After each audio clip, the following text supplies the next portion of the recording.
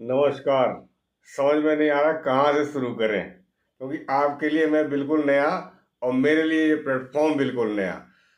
क्योंकि हमने अपना नाम दिया है सच का साथ नई शुरुआत, या यूं भी कह सकते हैं कि नई शुरुआत और सच का साथ। कारण क्या है? कारण ये भाई कि आजकल चाहे मेन स्ट्रीम मीडिया हो या यूट्यूब मीडिया हो, उनकी खबरें देखने के बाद कहीं ना कहीं आप लोग भी मेरी बात से सहमत होंगे कि कहीं एक तरफ एक आदमी एक पक्ष दिखाता है, दूसरा दूसरा पक्ष दिखाता है, और सिर्फ हेडलाइन और थंबनेल कुछ इस तरीके से बनाए जाते हैं जिससे कि लोग आकर्षित होकर के उनके तरफ आ जाएं। तो मैं बिल्कुल आप लोगों के बीच का ही एक इंसान हूँ, आम इंसान हूँ, नौकरी पेशा इंसान हूँ, घर परिवार अपना चलाता हूँ। मैंने सोचा कि जो हमारी समझ है क्यों ना हम अपनी बात आप लोगों तक पहुंचाएं। ठीक है? क्योंकि हम भी पढ़े लिखे हैं, हमें भी भगवान ने कुछ बुद्धि दिया हुआ है। भाई हम ना किसी के गोदी में बैठेंगे और ना हम किसी की जी हजूरी करेंगे। जो सही करेगा उसको सही बताएंगे, जो गलत करेगा उसको गलत बताएंगे। तो बस इसी के साथ आप लोगों का साथ चाहिए, उम्मीद करते हैं कि साथ आप लोग जरूर देंगे। तो आज एक छोटे से मुद्दे पे मैं 5 मिनट के आसपास बात करूंगा। वो है देश में जो अभी अभी आंदोलन हुआ है सीजेपी का, सोशल मीडिया से उपजी हुई एक पार्टी, जो कि एक हमारे सीजेआई के बयान से आया, और एक ऐसा आकर्षण हुआ कि हमारे देश के युवा एकदम टूट पड़े और उनके पास जो है 22-25 मिलियन फॉलोअर हो गए।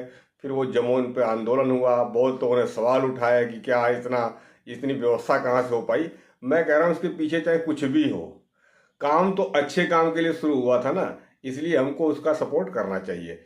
मैं ये भी मानता हूँ कि वहाँ पे कुछ नारे वारे इस तरह से लगे जो लगा कि शायद स्टूडेंट से संबंधित नहीं है, लेकिन होता है हर जगह, आप किसी को रोक नहीं सकते। जहाँ पे इतनी सारी भीड़ इकट्ठी होगी तो हर तरह के लोग आएंगे, आप किसी को एक एक आदमी को नहीं कह सकते कि आप आइए और आप मत आइए। तो मेरे कहने का मतलब है कि एक इस देश में पहली बार जाति धर्म के अलावा कम से कम पढ़ाई के मुद्दे पे एक धरना हुआ जो सफल हुआ। अब वो सरकार जो मानी जाती थी कि ये सरकार जल्दी सुनती नहीं है, इस सरकार में रिजाइन नहीं होते हैं, रिजाइन हुआ। तो उम्मीद की एक किरण जगी।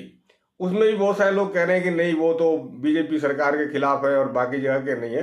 लेकिन अभी अभी खबर आई है कि नहीं, वो झारखंड वाले आंदोलन को भी सपोर्ट कर रहे हैं, और वो अभी आगे उनका पूरे भारत में घूम कर करके, और जो जनता के इस तरह के मुद्दे हैं, दूसरे मुद्दे हैं, वो उठाने की उन लोगों ने प्लानिंग किया हुआ है। तो भाई हम जब तक कोई, मैं चाहे नीयत कुछ भी हो, काम सही अगर कर रहा है तो हमें उसका सपोर्ट करना चाहिए। क्योंकि पता नहीं क्यों मुझे लगता है कि इस देश में अगर नेशनल राजनीति की अगर बात करें तो एक तरफ एक धुरी बीजेपी है, एक धुरी कांग्रेस है। एक बार कांग्रेस से जब लोगों का मन भर गया था तो उसके बाद लोगों ने बीजेपी को लाया, और आज की तारीख में जो मुझे समझ में आ रहा है कि काफी हद तक लोग बीजेपी से भी उतना संतुष्ट नहीं है। मैं ये नहीं कह सकता, बहुत सारे लोग कहेंगे कि नहीं हम संतुष्ट हैं। देखो 100% तो कुछ भी नहीं होता, लोकतंत्र है। जिसका 49 होता है वो हार जाता है, जिसका 51 होता है वो जीत जाता है। तो इस हिसाब से तो मतलब अगर हम देखा जाए तो एक त्रिकोणीय मुकाबला भी होना चाहिए, कोई तो आए तीसरा। उधर प्रशांत किशोर जी का भी उभार हो रहा है, वो भी बिहार में बहुत मेहनत किए लेकिन सीटें नहीं जीत पाए, लेकिन जो उपचुनाव हुआ उसमें उनका उभार हुआ। तो हम तो चाहते हैं कि ज्यादा से ज्यादा लोग इस लोकतांत्रिक व्यवस्था में पार्टिसिपेट करें।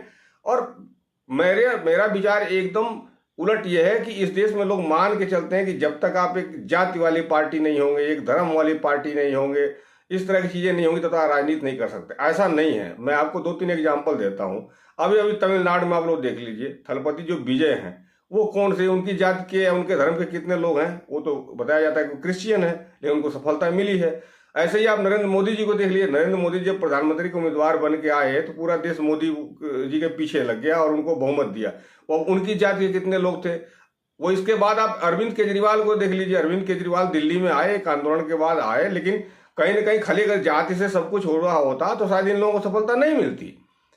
फिर वो आदमी कोई प्राइम मिनिस्टर होते या उसकी पार्टी सबसे बड़ी होती जिस जाति की जनसंख्या सबसे ज्यादा है। तो ऐसा नहीं है। तो इसलिए मैं कह रहा हूं कि सीजेपी का जो आंदोलन चल रहा है या सीजेपी की जो प्रक्रिया आगे बढ़ रही है, जब तक वो ठीक काम कर रहे हैं, मेरे ख्याल से अंधाधुंध विरोध करने की जरूरत नहीं है।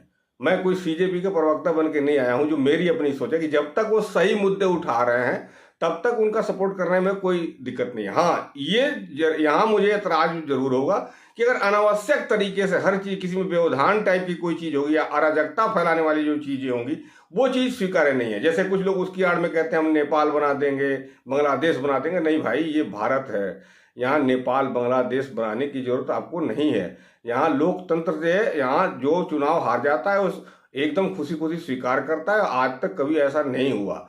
यही हमारे देश की खासियत है। हमारे जो आज़ादी की लड़ाई में जो नेता थे, उसके बाद जो उन्होंने संविधान बनाया, ये सोच करके बनाया कि लोकतंत्र मतलब जनता का शासन होगा। तो भाई, जिसको जनता सपोर्ट करेगी उसको सबको स्वीकार करना चाहिए।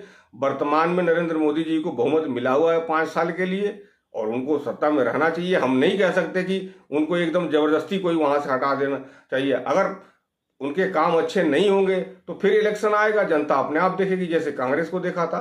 तो आज मैं थोड़े में बहुत सारी बातें बोलने की कोशिश किया हूँ। अगर आप लोगों को मेरी बात अच्छी लगे तो मेरे चैनल को सब्सक्राइब कीजिए, हो सके दूसरों को शेयर कीजिए, और कमेंट करके बताइए कोई गलती होगी तो अपनी जो गलतियाँ होंगी उसको सुधार करूँगा।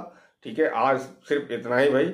बाकी फिर अगले वीडियो में आपसे जरूर मिलेंगे। उम्मीद करते हैं कि भाई एक आपके अपने बीच के भाई को आप सपोर्ट कीजिए। आप तो बड़े बड़े पत्रकार और नाम देख करके आप लोग देखते हैं, लेकिन हमें बड़ा छोटा बोलने से मतलब नहीं है। मतलब है कि सही मुद्दे सही टाइम पे और सही तरीके से आपके सामने पेश करें। नमस्कार।